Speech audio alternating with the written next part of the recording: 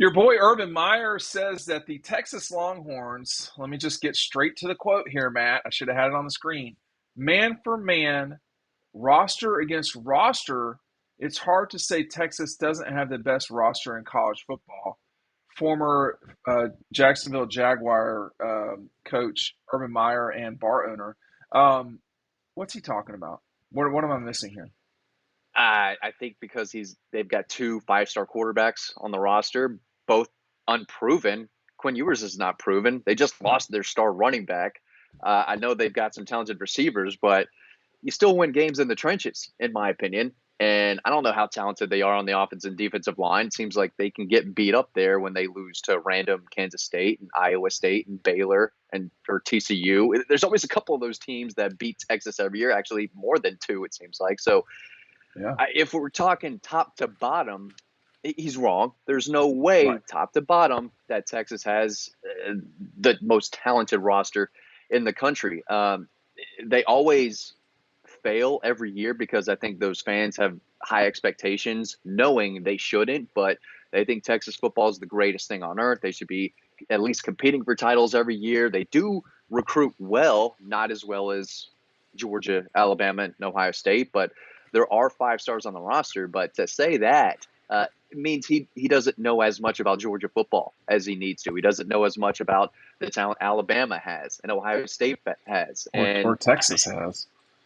yeah, or Texas has. I mean, Texas A&M has plenty of talent. Or no one's talking about that. I mean, I would say that Texas A&M and Texas have about the same amount of talent and five stars on the roster. Could be wrong after this last year's class, but just because they brought in Arch Manning doesn't mean they have now one of the most talented rosters in the country. It's classic Urban, crazy Urban. The guy just needs to chill a little bit if he can. I don't even know how to come back from that. A couple of different things because I actually really don't care. I mean, Texas. I think there's a lot that Georgia and Texas in many ways have a lot in common. But I have to say I don't remember a time at which Georgia has gone 12 years being this incompetent at sports.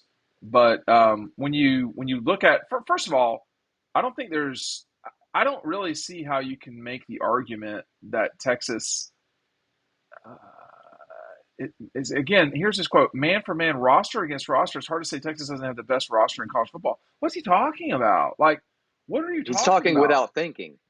He's just Well, I talking to think open his I mouth. think let me just say this: I think Urban I think Urban speaking or acting before thinking has gotten into a lot of trouble in his life. And it might be time to start considering what you're doing before you do it.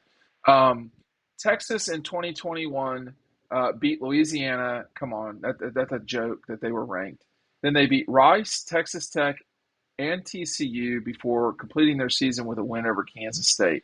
They lost to Arkansas, Oklahoma, Oklahoma State, Baylor, Iowa State, Kansas, and West Virginia. Now, in 2022, they beat Louisiana Monroe, Texas San Antonio, West Virginia, Oklahoma, which was a great win for them. Yeah. Iowa State, excuse me, K State, Kansas, and Baylor. They lost to Alabama, Texas Tech, Oklahoma State, TCU, and UW.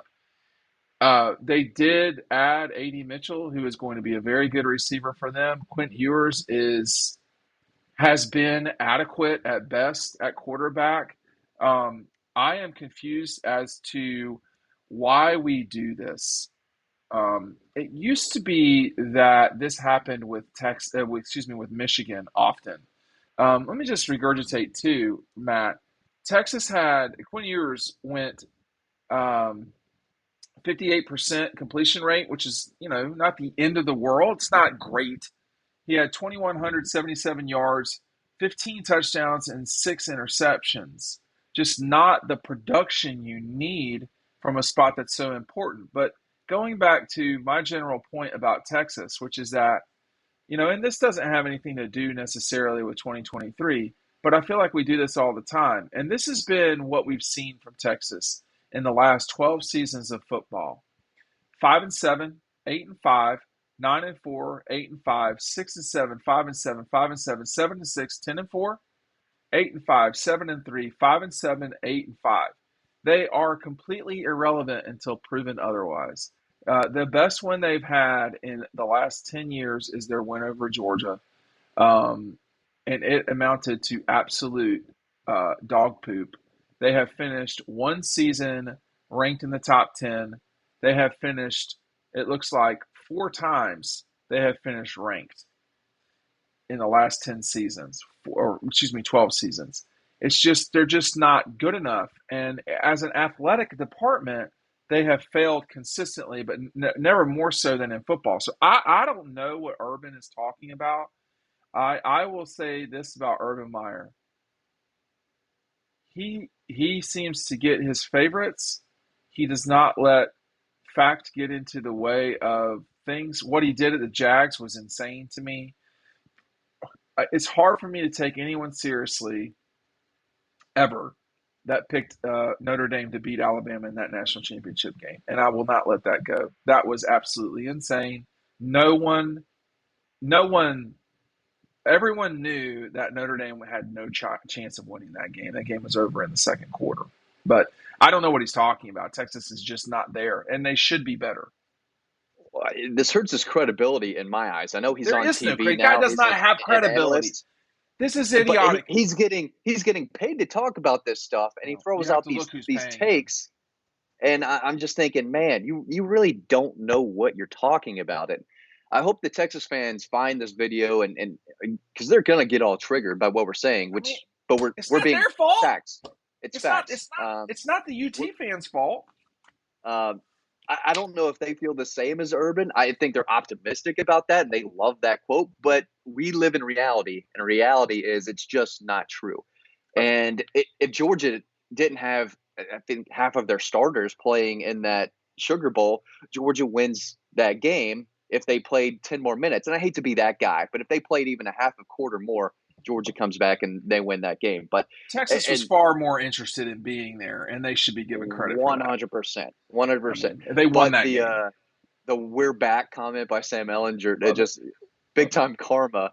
Uh, that moment ended up kind of making it easier for everyone to just kind of run over Texas and make fun of them the way that we are, because they should be winning games and they should be competitive and relevant. They are not relevant right now, and we'll see how they are this year. Maybe they take a step forward, but I don't think the roster is as talented and as deep as Urban Meyer's. And I'm right, and he's wrong.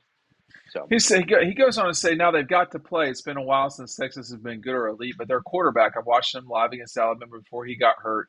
They could have won that game.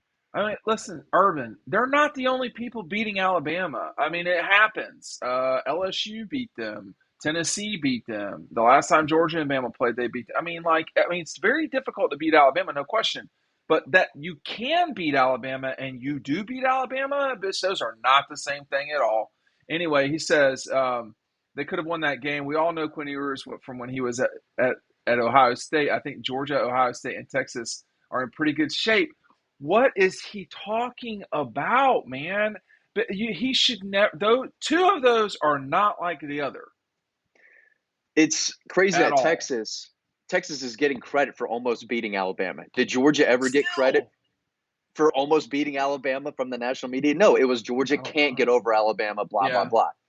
And now Texas, which should never be in this position, it's a moral victory for them. Those fans were happy that they almost beat Alabama. And from a national perspective, it's like, oh, maybe Texas is on the way up. They almost beat Alabama, but a program like that should not be having moral victories. And we shouldn't be talking about in the offseason, wow, this quarterback played really well for 3 quarters against Alabama.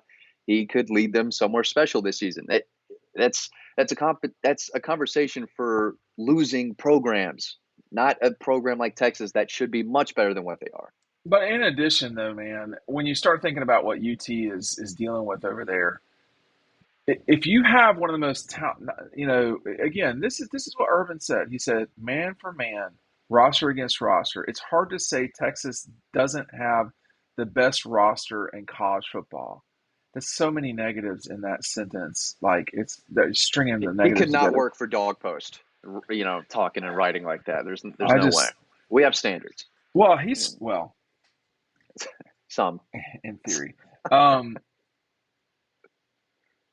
the problem with that though is if you're going to say it's hard to say Texas doesn't have the best roster in college football. Well, if that's the case, why are they going 13-12 in their last 2 years? I mean, I wish he would have backed up his comments with some, they have this guy, data. this guy, this guy, this Well, guy. this is I this mean, is here's the thing, and this is the problem with media generally speaking, with talking heads specifically. Every time I criticize the media, it is not a broad stroke of everyone. The problem with talking heads, generally speaking, is it's not that they. First of all, most of them are either former coaches or players, and there are very few match Stinchcombs out there who are intelligent people who have been around the block, etc. Or Chris Dorings. I mean, there's a lot of there are some very good folks. Gene Chiswick was excellent. Most of them, though, are former players who just get up there and ramble on about physicality and all this stuff. You do have to do work for this. You have to sort of understand what you're talking about, at least in some to some degree. You have to come with metrics. You have to come with reality.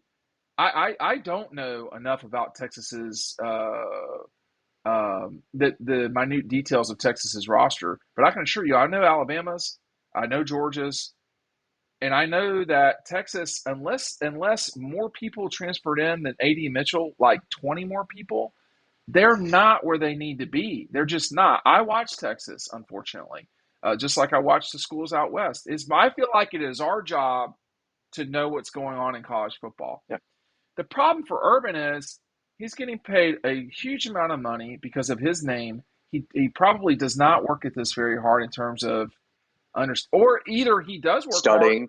Yeah. or he is studying and he just is not getting it. Maybe he's just not getting it.